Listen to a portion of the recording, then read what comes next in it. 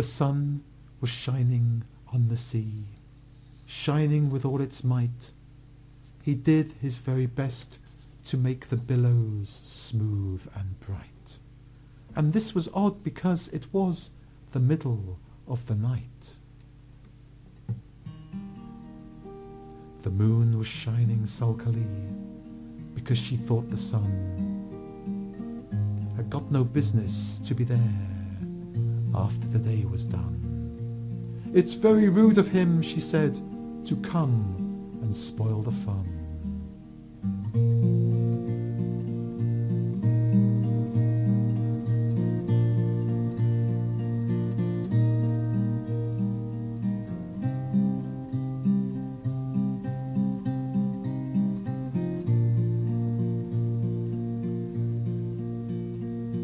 The sea was wet, as wet could be. The sands were dry as dry.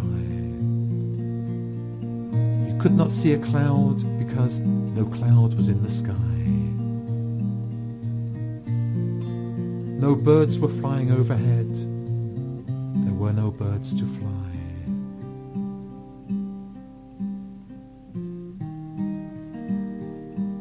The walrus and the carpenter were walking close in hand.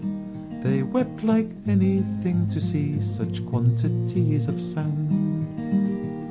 If this were only cleared away, they said it would be grand.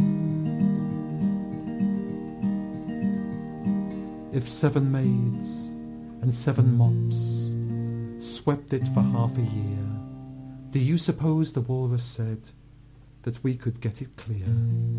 "I doubt it," said the carpenter, and shed a bitter tear. "Oh, oysters, come and walk with us," the walrus did beseech. "A pleasant walk, a pleasant talk, along the briny beach. We cannot do with more than 4 to give a hand to each." The eldest oyster looked at him, but never a word he said. The eldest oyster winked his eye and shook his heavy head, meaning to say he did not choose to leave the oyster bed.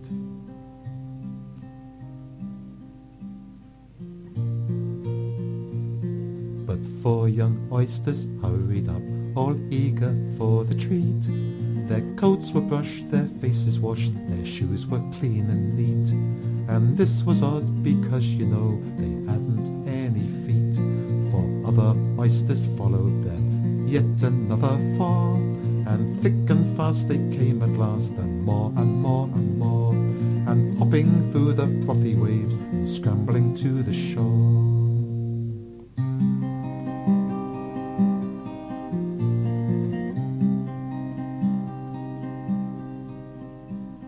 The walrus and the carpenter walked on a mile or so, and then they rested on a rock conveniently low, and all the little oysters stood and waited in a row.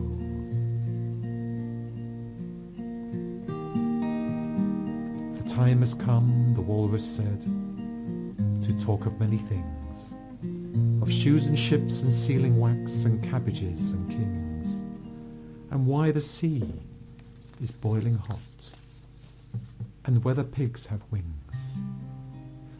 "But wait a bit," the oysters cried, "before we have our chat. For some of us are out of breath, and all of us are fat." "No hurry," said the carpenter. They thanked him much for that.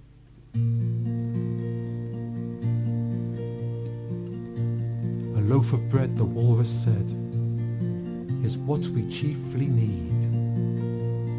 Pepper and vinegar, besides, are very good indeed. Now, if you're ready, oysters, we can begin our feed." "But not on us," the oysters cried, turning a bitter blue. "After such kindness, be a dismal thing to do." "The night is fine," the walrus said. "Do you admire the view?"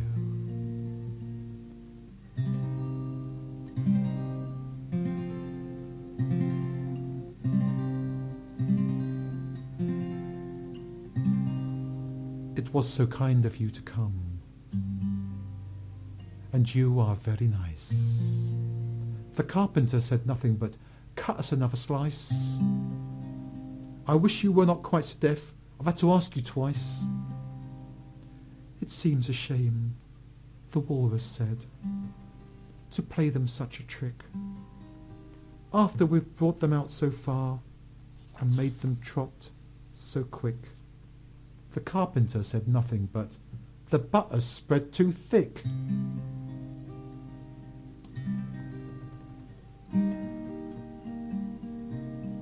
I weep for you, the walrus said. I deeply sympathise. With sobs and tears he sorted out those of the largest size, holding his pocket handkerchief before his streaming eyes. "Oh, oysters, oh," said the carpenter. "Hey, you've had a pleasant run. Shall we be trotting home again?" But answer came there none. And this was scarcely odd, because they'd eaten everyone.